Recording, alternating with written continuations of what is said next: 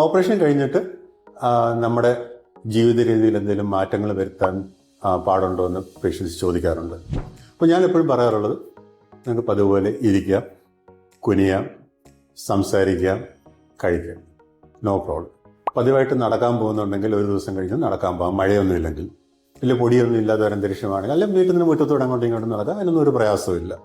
നമ്മളാകെ പാടില്ലെന്ന് പറയുന്നത് തല ഒളിക്കാൻ പാടില്ല, മുഖം കഴുകാൻ പാടില്ല, കാരണം കണ്ണിൽ അറിയാതെ വെള്ളം വീഴാൻ പാടില്ലല്ലോ. കഴിക്കുന്ന അല്ലെങ്കിൽ കട്ടിയുള്ള എന്തെങ്കിലും കഴിക്കാമ്പോൾ ചോദിക്കും, ഞാൻ കട്ടിയുള്ള എന്തെങ്കിലും തിരിഞ്ഞു കടിക്കാത്ത എന്താ വെള്ളം കഴിക്കാം, അതിന് കുഴപ്പമൊന്നുമില്ല. കട്ടി കൂടിയുണ്ടോ കട്ടി കൂടിയില്ലെന്ന് ഒരു പ്രശ്നമില്ല, നോർമൽ ഫുഡ് എന്താ വെള്ളം കഴിക്കാം. പിന്നെ ചിലവർക്ക് നമ്മൾ ഓപ്പറേഷൻ കഴിഞ്ഞിട്ട് ഇപ്പം കുറച്ച് ഡിസ്ചാർജ് ചെയ്യാൻ ലേറ്റ് ആയി കഴിഞ്ഞാൽ ലഞ്ചിൻ്റെ സമയമാകുമല്ലോ.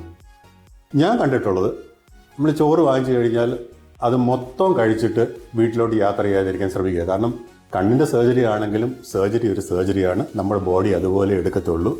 നമ്മൾ വയറ് നിറച്ച് കഴിച്ചിട്ട് യാത്രയ്ക്ക് പോയി കഴിഞ്ഞാൽ തീർച്ചയായിട്ടും ഛർദ്ദിക്കാനൊക്കെ ചാൻസ് ഉണ്ട്.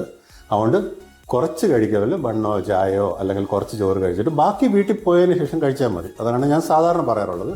പിന്നെ ചിലവർ വീട്ടിൽ ചെന്ന് കണ്ണിൻ്റെ ഓപ്പറേഷൻ കഴിഞ്ഞെന്നും പറഞ്ഞുകൊണ്ട് കിടക്കും. അങ്ങനെ കിടന്നു കഴിഞ്ഞാൽ തീർച്ചയായിട്ടും കോൺസ്റ്റിപ്പേഷനും അങ്ങനത്തെ പ്രശ്നങ്ങളൊക്കെ വരാൻ ചാൻസ് ഉണ്ട്. അവിടെ നടക്കാനൊക്കെ ശ്രമിക്കുക. വീട്ടിൽ കൂടെ അങ്ങോട്ടും ഇങ്ങോട്ടും നടക്കാം, യാതൊരു പ്രശ്നവുമില്ല. ഞാൻ ആദ്യം പറഞ്ഞല്ലോ, നടക്കാം, കുനിയാം, ഇരിക്കാം, ചിരിക്കാം, നോ പ്രോബ്ലം.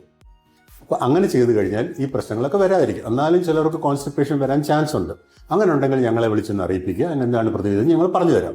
ചില മരുന്നുകൾ, ചില നമ്മൾ ആൻറ്റിബയോട്ടിക്സ് കൊടുക്കും, അല്ലെങ്കിൽ ചിലപ്പോൾ പെയിൻ കില്ലേഴ്സ് കൊടുക്കും. അതിൻ്റെ എന്തെങ്കിലും ബുദ്ധിമുട്ട് കാണുമെങ്കിൽ അത് നമ്മളെ വിളിച്ച് പറയാം, നമ്മൾ അതിനുള്ള പ്രതിവിധി പറഞ്ഞു തരും. പിന്നെ നമ്മൾ ശ്രദ്ധിക്കാനുള്ളത്, നമ്മുടെ കണ്ണിൽ എന്തെങ്കിലും ഭയങ്കര വേദനയോ അല്ലെങ്കിൽ കടും ചുവപ്പോ ഒക്കെ ഉണ്ടെങ്കിൽ അത് തീർച്ചയായിട്ടും ഒരു ഡേഞ്ചർ സിഗ്നലാണ്.